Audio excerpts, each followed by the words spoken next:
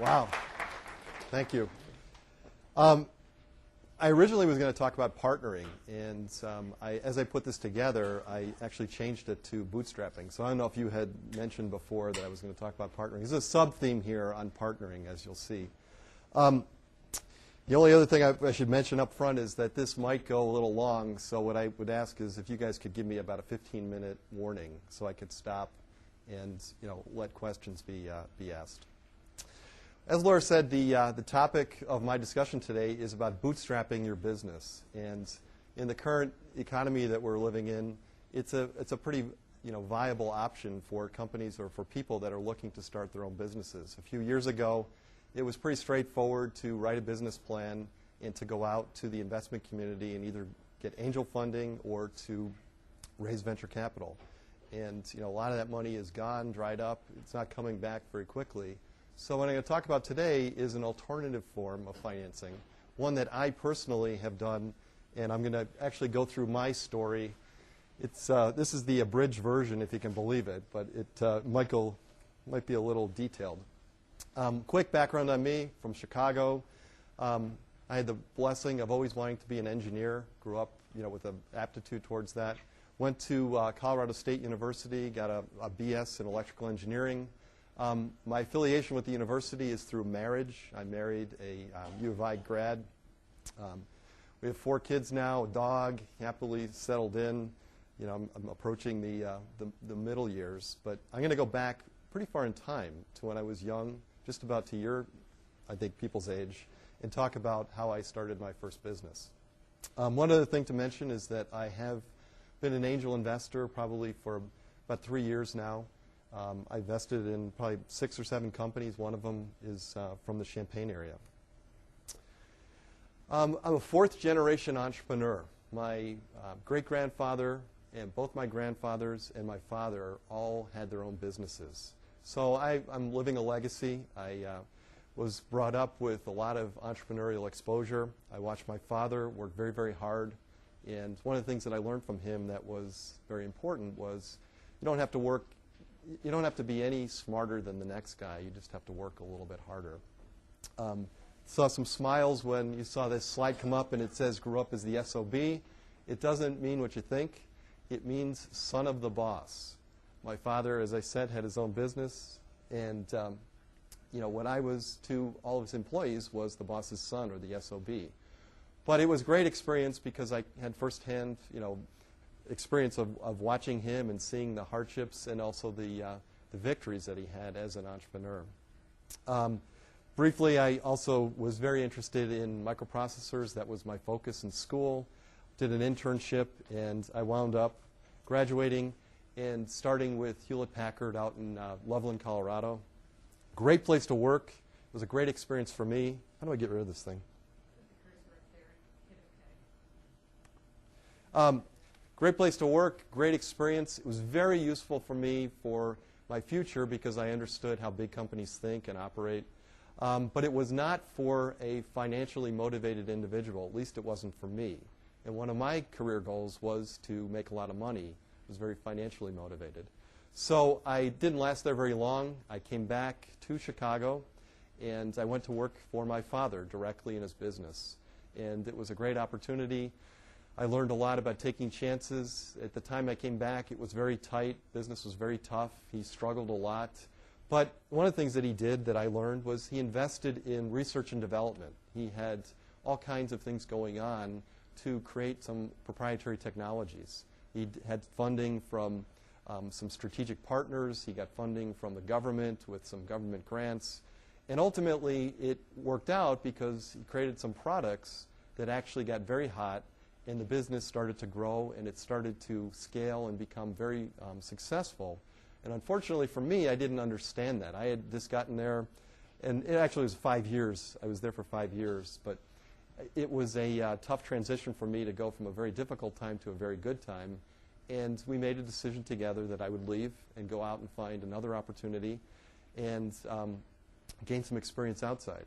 So I started back at the time, it was before the internet, got on a computer, printed out my resume, sent it to 50 companies in Chicago, and I wound up getting a job at US Robotics. It's a great entrepreneurial environment. I learned a lot being in an entrepreneurial environment, but not being connected to the top. Turning point for me was I was, at the time, very technically driven, very interested in engineering, and I started to take some accounting and finance and some MBA classes. And my boss at the time, who was, a world-class engineer in digital signal processing, was kind of surprised by that, because I was moving away from the technology. But it was an indicator that I really wasn't destined to be a techie forever.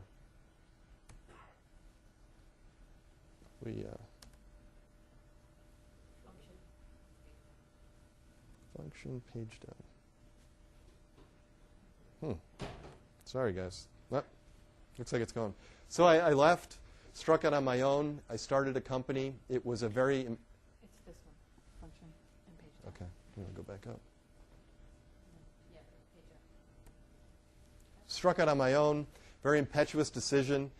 In the spring of '88, I had the good fortune of marrying someone who had also a professional career and a good job. And she was out on a business trip one week, and I went into my boss, and I resigned. And I didn't even tell her beforehand. I just went in and said, I'm leaving. They didn't want me to leave, but I decided that was what I was going to do. And when she came back, I just told her, I said, anything new? Yeah, I quit my job. Very, very surprised.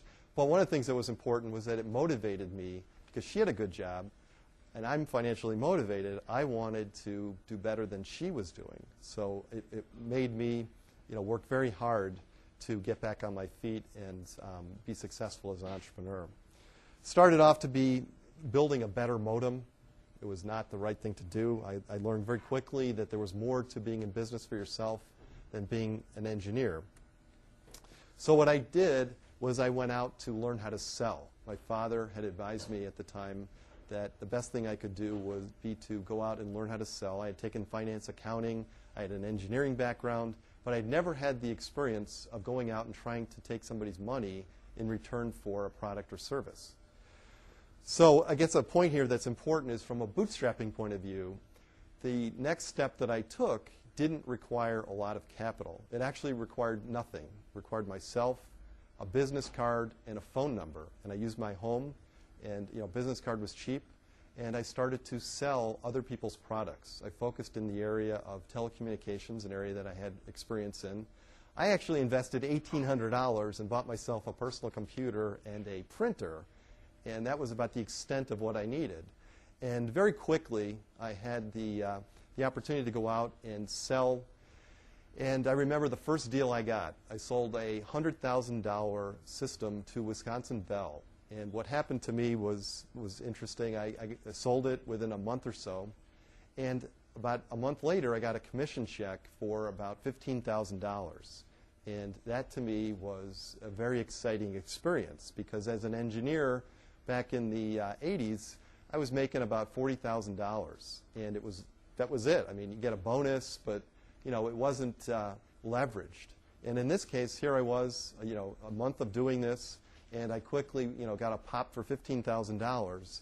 And I learned very quickly that sales is a great place to be if you're financially motivated.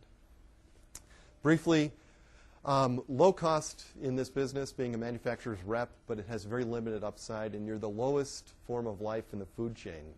As soon as I started to get into the bigger opportunities and the bigger deals, I quickly got nudged out by people from the principals that I was representing.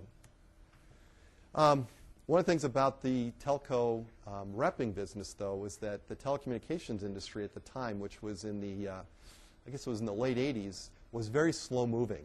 It was, post-deregulation, but people were still from the old school, where it was from AT&T and Bell Labs, and the R-Box were moving very slowly. So I looked for something that was a little more exciting, a little more up and coming, and it turned out that the data communications area was that. So I went after that. I started looking for products that I could sell, and one of the things that I found was a low-cost time domain reflectometer, and or a TDR.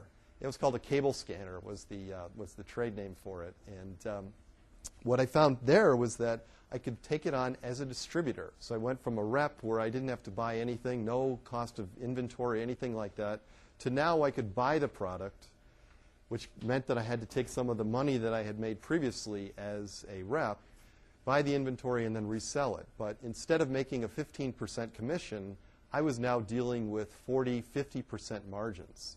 And because I had picked, and I won't go into the other details, I had also done this with some other products and worked very hard and never really had a hit. But in this case, I found this cable scanner was one of the balls that I threw up and it hit. I bought a couple of them and I sold them very quickly, made good margin. The company that I was buying them from, needed people to sell it in Chicago. They were feeding me business, and I was getting big companies, Allstate, Abbott Labs, Chicago Tribune. They'd call up and say, "You have these? We need them." And I'd sell them, and it was, it was really fun and exciting, and it was high margin.